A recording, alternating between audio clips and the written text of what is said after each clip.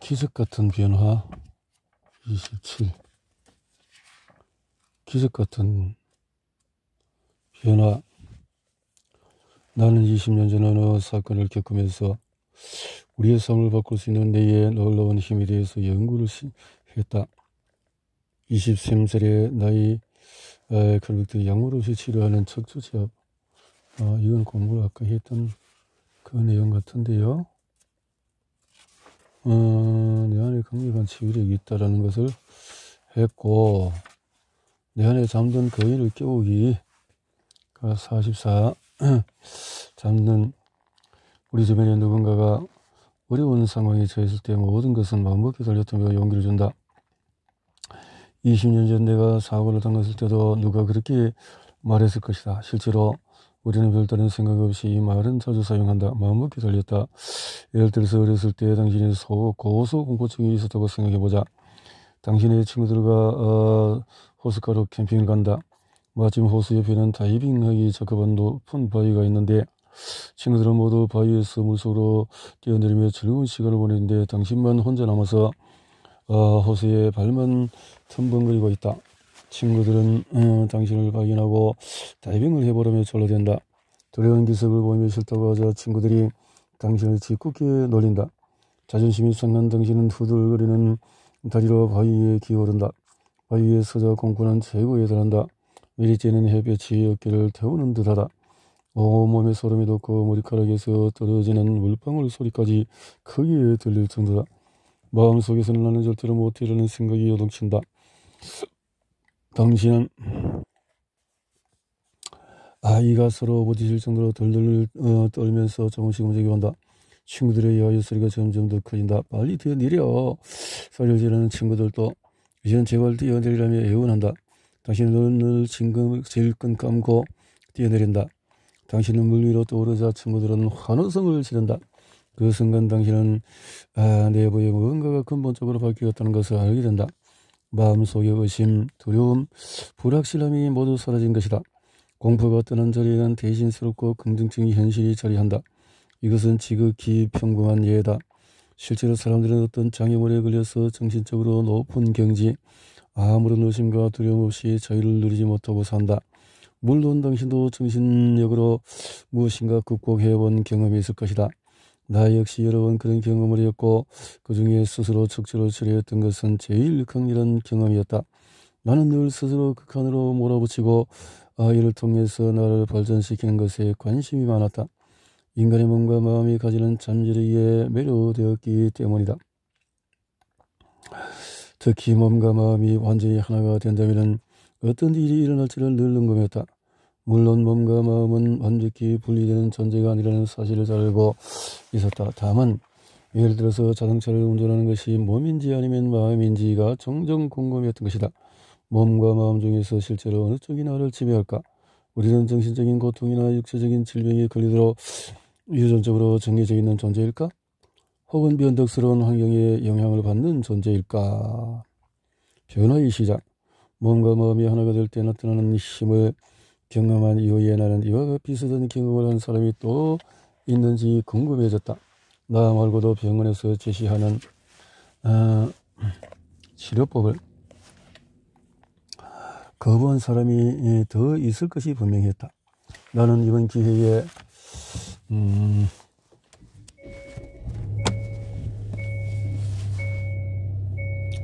연구하기로 마음먹었다. 다행히도 적합한 연구 대상을 찾는 데는 그리 오래 걸리지 않았다.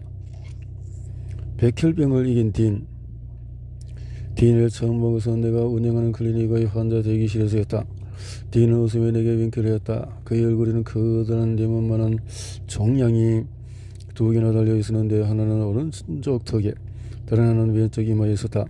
딘을 진찰하는 동안에 그는 내게 자신이 백혈병이라고 말해주었다. 나는 딘이 그동안 어떤 치료를 받았는지 물어보았다. 놀랍게도 그는 아무런 치료도 받지 않았다고 했다. 나는 진찰을 계속 진행했지만 머릿속은 온통 그에게 묻고 싶은 것들로 가득했다. 나 역시 스스로 큰 부상을 치료한 경험이 있지만 백혈병은 또 다른 문제였다. 특히 치료받지 않으면 수개월 내에 사망하는 것으로 알려진 급성골수 백혈병이라면 디인이 저렇게 웃고 있을 수는 없었다. 백혈병은 부러진 뼈처럼 시간이 지나면 자연히 치유되는 상처가 아니기 때문이다. 디인을 진단했던 의사는 그에게 길어야 6개월 정도 살 수 있을 것이라고 말했다. 그러나 디인은 그 얘기를 듣는 순간에 아들이 고등학교를 졸업할 때까지는 살아있기로 마음먹었다. 벌써 25년 전의 일이다. 이제 몇 달 후면은 손자의 고등학교 졸업식이 있다며 디인은 눈을 반짝이며 내게 말했다. 나는 놀랄 수밖에 없었다. 그 후에도 디인은 계속 진료를 받으러 왔다. 어느 날 나는 디인의 진료를 마치고 마침내 참았던 궁금증을 털어놨다. 도대체 어떻게 하신 거죠? 의사의 말대로라면 24년 전에 돌아갔어야 하는 분이 아무런 약이나 수술 없이 지금까지 살아계시다니요. 정말 놀랍네요. 비결이 뭐죠? 디인은 활짝 웃으면서 내게 다가와서 자신의 이마를 가리켰다. 결심만 하면 된다네. 그러고 나서 디인은 윙크와 함께 진료실을 떠났다. 과거의 나쁜 기억과 질병에서 벗어난 신라는 만성 개실염 때문에 늘 메스꺼움, 열, 변비, 복통으로 고통을 겪었다.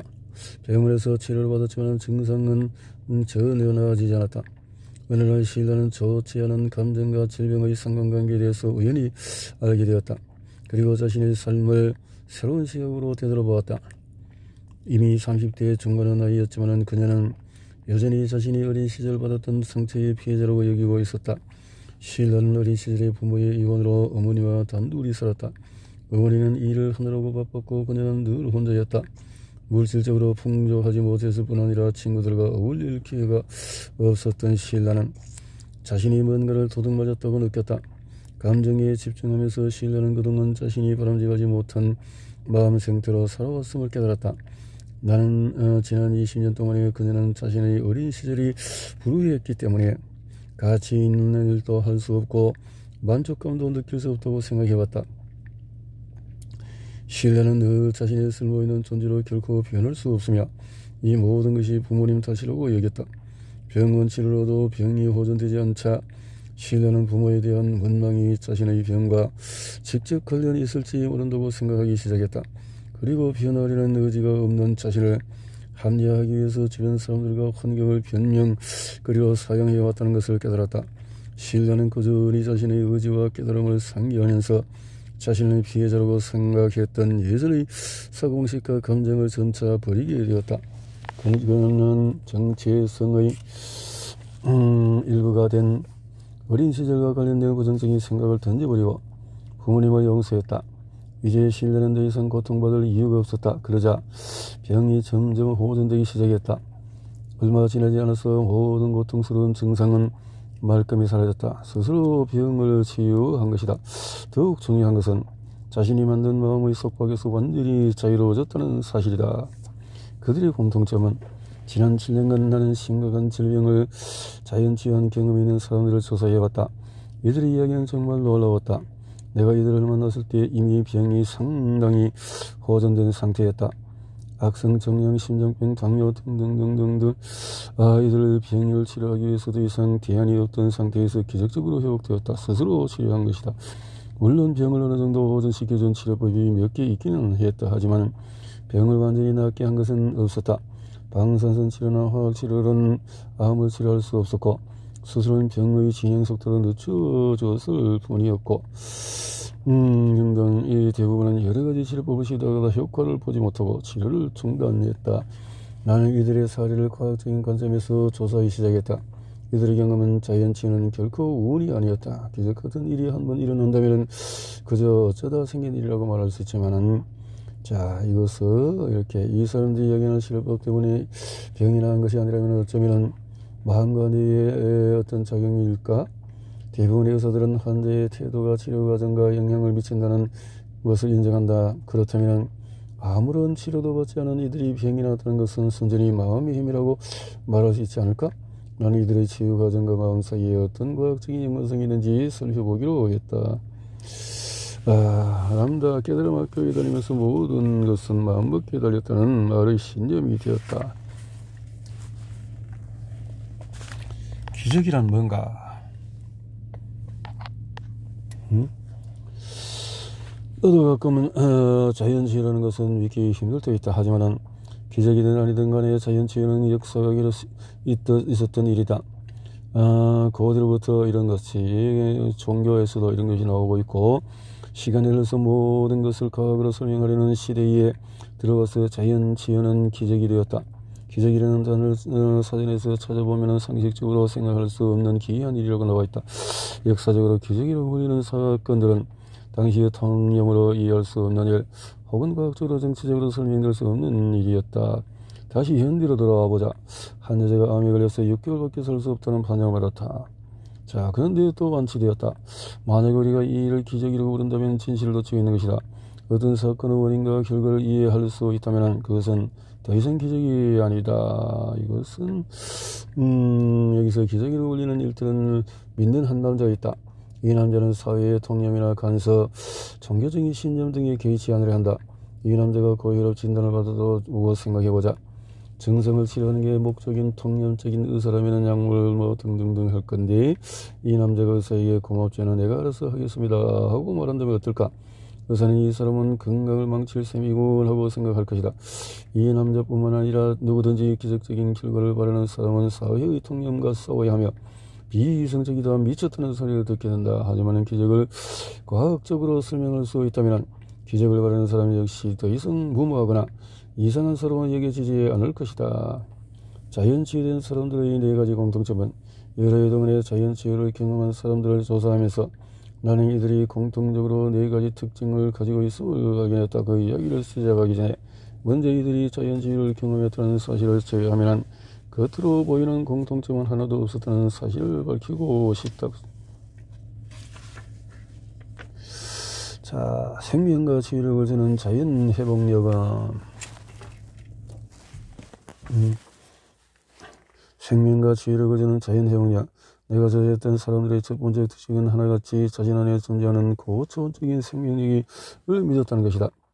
제각기 그것의 영성이나 잠재의식과 같은 이름을 붙이면서 그들은 자신의 내부에 생명을 부여하는 어떠한 힘이 있다고 생각했다. 또한 자신들이 이 힘에 접근할 수 있다면 그것을 마음대로 조정할 수 있다고 믿었다.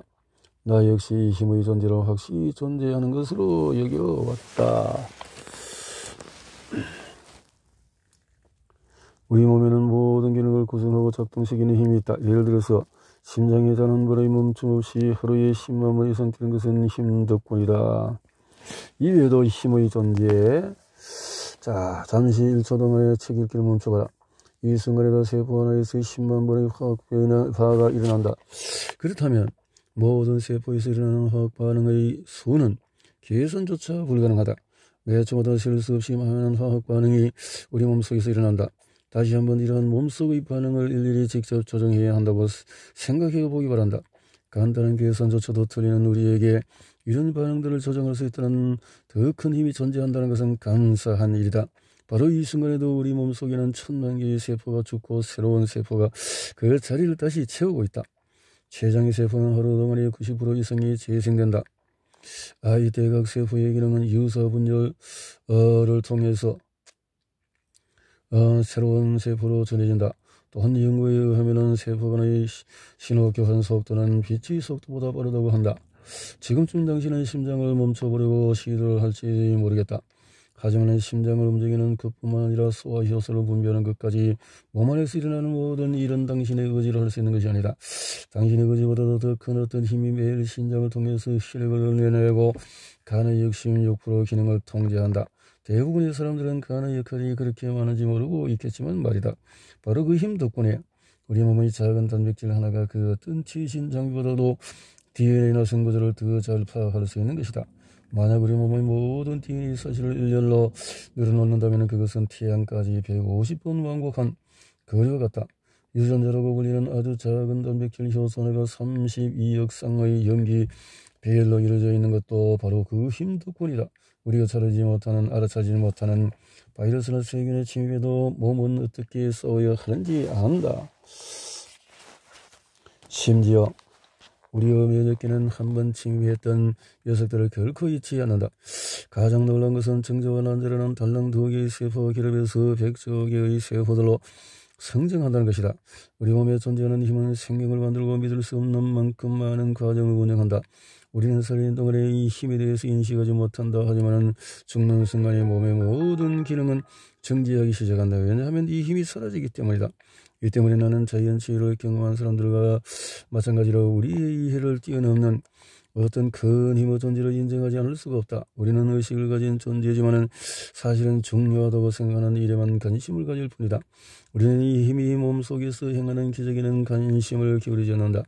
우리가 이기적인 관심을 가지는 것은 우리 몸에 뭔가 이상이 있을 때뿐이다. 이 힘은 보편적이고 절대적인 것이다. 살아있음은 이 힘이 존재한다는 뜻이다. 인간은 성별, 나이, 유전자에 상관없이 모두 이 힘을 가지고 있다. 이 힘은 인종, 문화, 사회적인 건설, 경제적인 지위, 종교를 초월한다. 우리가 알든 모르든 깨어있을 때나 잠들어 있을 때나 혹은 기쁠 때나 슬플 때나 이 힘은 모두에게 생명을 부여한다. 그리고 우리가 원하는 대로 삶을 끌어나갈 수 있는 자유를 준다. 이 힘은 우리 몸의 모든 세포를 조화롭게 움직이는 법을 안다. 단 2개의 세포로 인간을 만든 힘이기 때문이다. 결론을 말하자면 우리에게 생명을 부여한 이 힘은 우리의 몸을 움직이고 치유한다. 어떻게 보면 자연치유를 경험한 사람들이 처음 병에 걸렸던 이유는 애초에 이 힘에서 멀어졌기 때문일지도 모른다. 좋지 않은 감정과 생각이 병을 키우는 방향으로 이 힘을 움직인 것이다. 그러나 그들은 이 힘이 가까이 하면은 마음먹은 대로 몸을 치유할 수 있다는 사실을 깨달았다. 이 힘은 자신의 역할을 잘 알고 있다. 우리는 이 힘을 그저 가까이만 하면 되는 것이다. 이 힘을 자연회복력이라 부르든 아니든 잠재의식이나 영성이라 부르든 그것은 중요하지가 않다. 중요한 것은 이 힘이 어떠한 약이나 수술보다도 강력하다는 점이다. 자신의 역할을 다할 준비가 되어 있는 이 힘은 우리가 그것을 발휘하기를 허락하기만 기다리고 있다. 우리는 어디든지 데려다줄 그 거인의 등에 올라타 있는 것이다. 거인의 등에. 생각이 곧 현실이다. 우리가 생각하는 방식은 사람뿐만 아니라 몸에도 영향을 미친다. 말하자면 모든 것은 마음먹기에 달렸다. 이 말은 자연재해를 경험한 사람의 몸, 마음, 삶의 변화를 위한 바탕이기도 하다. 나는 이들이 그것을 어떻게 성취했는지 이해하기 위해서 생각과 몸과 관계에 대한 연구를 시작했다. 먼저 몸과 마음의 상관관계를 연구하기 위해서 정신신경 면역학 사고를 공부했다. 정신신경 면역학에 따르면 생각은 뇌의 특정한 화학 반응을 일으킨다. 그러면 뇌는 화학물질을 분비하고 이를 몸에 전달한다. 뇌에서 분비된 화학물질은 우리가 생각한 것과 똑같이 몸이 느끼도록 만든다. 다시 말해서 어떤 생각을 하면은 몸이 그에 상응하는 반응을 하도록 뇌가 화학물질을 분비하는 것이다. 특히 생각은 행복한 생각이나 긍정적인 생각은 뇌에 기쁨과 흥분을 유발하는 화학물질을 분비하게 만든다. 예를 들어서 우리가 어떤 기대의 감에 차서 즐거울 때는 뇌는 흥분을 유발하는 신경전달 물질인 도파민을 분비한다. 반대로 화나거나 우울할 때는 그에 상응하는 펩티드를 분비한다. 우리의 생각이 그 즉시 현실이 되는 것이다. 우리의 뇌는 생각과 몸의 느낌을 연결하는 중재자다. 뇌의 역할은 여기서 끝나지 않는다. 뇌는 몸이 어떤 것을 느끼는지 주의 깊게 관찰하면서 또다시 화학 반응을 일으킨다. 그러면 이번에는 몸이 느끼는 대로 생각하게 된다. 한마디로 생각이 느낌을 만들고 느낌이 생각을 만드는 끝없는 순환고리가 형성된 것이다. 결국 이러한 순환고리는 우리가 느끼고 행동하는 방식을 결정한다. 예를 들어서 여기 늘 자신감이 없는 여성이 있다고 하자. 이 여성이 나는 못났다, 똑똑하지 않다고 하는 순간에 뇌는 자신감을 떨어뜨리는 화학물질을 몸에 전달한다. 그러면 몸은 자신감이 없다는 느낌을 받게 되고 느낌은 다시 자신감이 없다는 생각을 만든다. 이러한 악순환이 몇 년간 계속되면 이 여성은 결국 자신감 없는 상태가 될 것이다. 어떤 생각을 반복하면 그에 반응하는 화학물질도 더 많이 분비된다. 결국 몸도 생각대로 바뀌게 되는 것이다. 이것이 생각과 느낌이 우리의 현 상태를 만드는 과정이다. 한마디로 생각은 직접적으로 건강, 습관, 삶의 질에 영향을 미친다. 자연치유를 경험한 사람들이 애초에 병에 걸렸던 이유도 이를 통해서 설명할 수 있다. 이들 대부분은 10년 이상 걱정, 불안, 슬픔, 분노 같은 감정의 고통에 시달리며 살았다. 이들은 오랫동안 반복했던 고통스러운 생각과 느낌이 그런 상태로 만들었다고 말했다. 결국 이들은 육체적인 건강 상태를 바꾸려면 먼저 자신의 습관적인 생각, 태도를 바꿔야 함을 깨달았다. 이런 사례들이 많다 하는 거죠. 중요한 것은 자신의 생각을 바꿀 수 있다는 믿음이다. 믿음. 무의식적인 생각은 우리의 상태를 결정한다. 의식적인 생각과 마찬가지로 우리 삶에 큰 영향을 미친다. 이미 무의식적으로 변해버린 생각의 거리를 끊기 위해서 의식적으로 노력해야 한다. 우리는 모두 자신의 생각을 객관적으로 바라볼 수 있는 능력을 가지고 있다. 우리는 이제 생각이 뇌 속에서 특정한 화학 반응을 일으킨다는 것을 안다. 그러므로 생각이 내면의 상태를 바꿈으로써 몸에 영향을 끼칠 수 있다는 것도 이해가 될 것이다. 자연치유를 경험한 사람들은 생각이 현실이어서 건강한 삶에 직접적인 영향을 준다는 것을 믿지 않을 때 여러 가지 문제가 발생한다는 사실을 깨달았다.